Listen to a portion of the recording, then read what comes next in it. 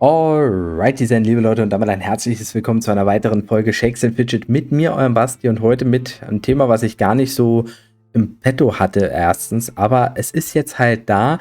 Ihr kriegt nämlich von mir jetzt hier noch mal gebündelt alle wichtigen Informationen zur Fight for Love Challenge. Vorher gucken wir uns aber noch mal schnell an, wie mein Video aussieht. Ne, hier wollte ich gar nicht hin. Hier wollte ich hin.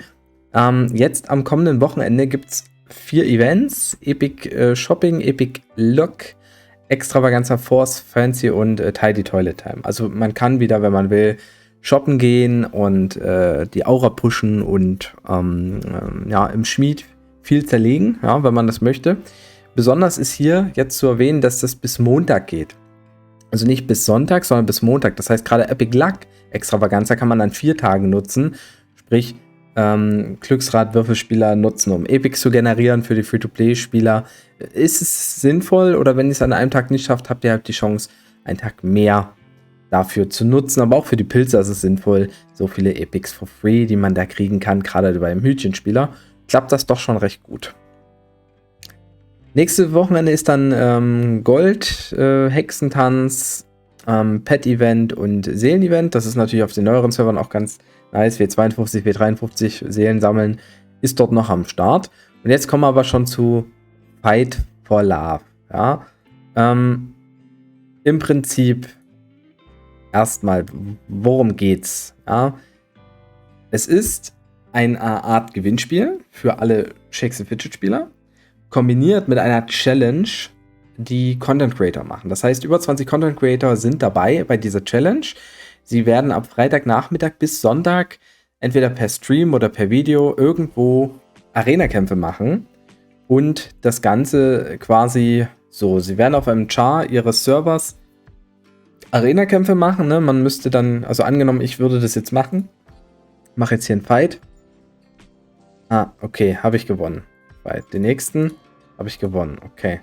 Huch. Ich glaube, man kann sich da noch aussuchen, die Gegner habe ich auch gewonnen. Wir nehmen mal den hier. Habe ich verloren. Hier wird es jetzt losgehen.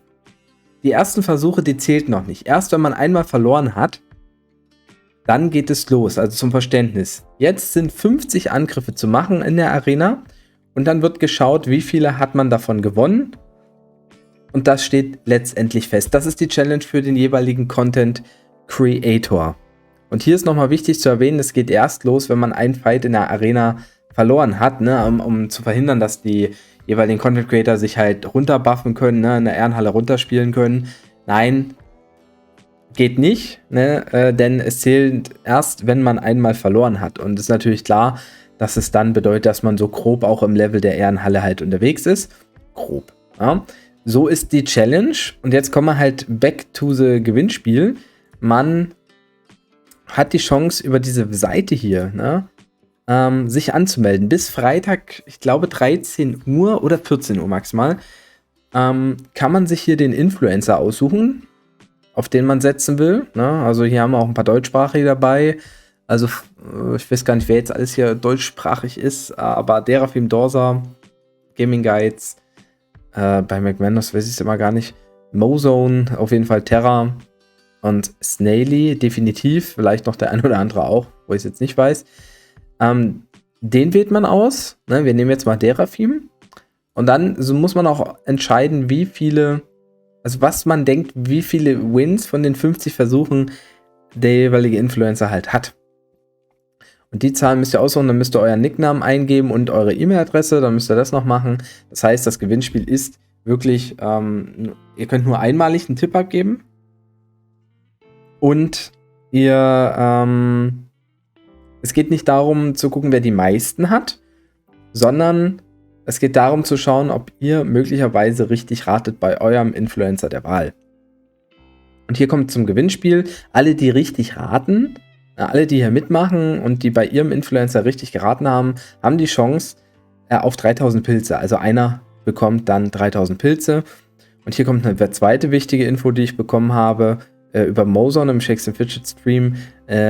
Sollte jetzt der unwahrscheinliche Fall auftreten, dass jeder, der hier irgendwie seine Kombination aussucht, es ist theoretisch ja möglich, dass gar keiner die richtige Zahl seines Influencers nennt. Ne? Wenn jetzt zum Beispiel Paul Terra wir alle die Polterra nehmen, aber keiner nimmt meinetwegen jetzt 45 und er schafft es aber 45 Mal zu gewinnen, dann würden ja alle diejenigen nicht gewinnberechtigt sein.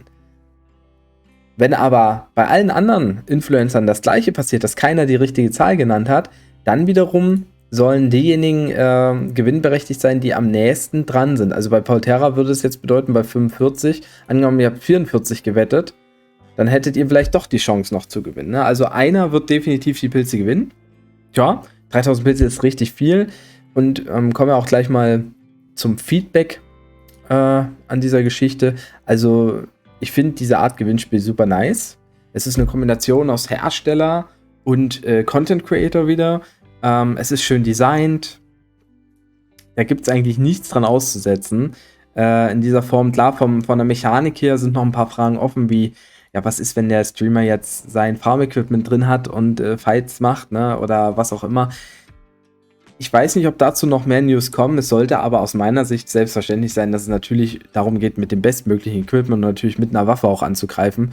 Und dass da nicht irgendwie geschummelt wird. Weil letztendlich, darum finde ich das wiederum auch gut, es geht ja nicht darum, wer die meisten Wins hat, sondern es geht darum, herauszufinden, denkt ihr, wie oft kann euer Influencer gewinnen? Was ein bisschen auch Fragen aufgeworfen hat, ist, woher soll man denn wissen, welchen Server derjenige spielen wird? Ja, ich denke, das ist dann halt einfach, wenn man jetzt zum Beispiel, wir gehen nochmal rein hier in die Geschichte, ne, also wenn man jetzt halt Fan jetzt von Dorsa ist oder von Paul, ne, dann weiß man ja, auf welchen Servern die eigentlich spielen. Und bei Paul könnte ich mir vorstellen, dass er den Berserker nimmt, auf S39 und bei Dorsa halt vielleicht seinen W50-Krieger nimmt oder seinen Battlemage nimmt. Wir wissen nicht, ob es da Vorgaben gibt, die kenne ich nicht, aber letztendlich ist ja egal, weil das ändert ja nicht seine Tatsache, dass man dass es sehr unwahrscheinlich ist, die richtige Zahl taktisch zu spielen, sondern es ist halt einfach auch luckbasiert.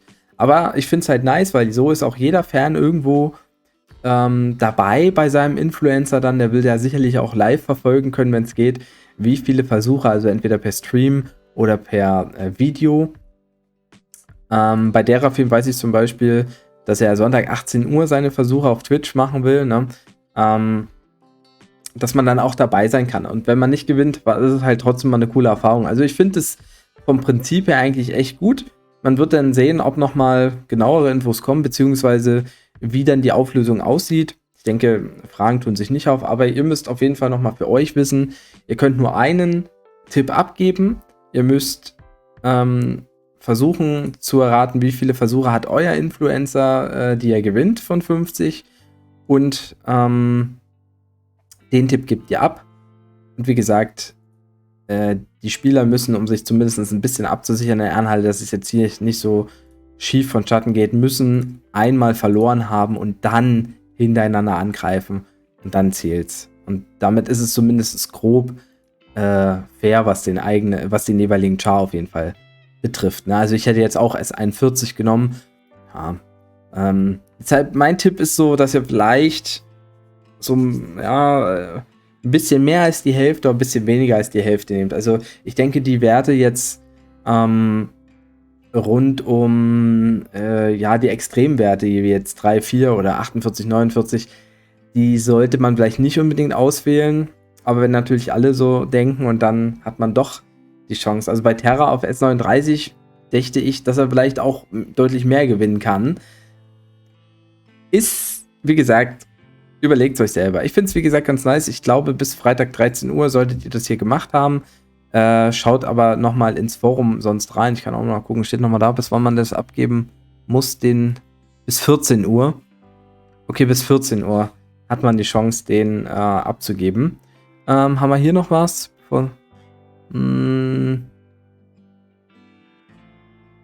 Nee. Im Prinzip ist das alles hier so auch nochmal fortgeschrieben. Ja.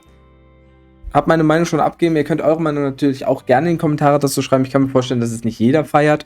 Aber es ist auch mal was anderes. Das muss man auch zugestehen. Und ich bin selber gespannt. Ich muss mir noch überlegen, auf wen ich gehe. Also ich werde schon sicherlich einen deutschsprachigen nehmen. Und dann werde ich mir vorher nämlich auch nochmal angucken, was der für einen Referenzchart hat, über den es vielleicht derjenige sein wird bei diesem Guest. Ne? Also die Vorbereitung ist da letztendlich auch ein bisschen alles. So, ansonsten habe ich jetzt erstmal nichts mehr. Ich wollte eigentlich ein S41-Video machen, aber das kann ich auch einen Tag später machen. Ich bin gespannt und freue mich auf jeden Fall auch drauf. Und ja, wenn ihr Fragen habt, schreibt sie mir auch gerne. Ansonsten würde ich mich über eine Bewertung freuen. Und dann würde ich sagen, haut rein, macht Tschüss und Servus, euer Basti.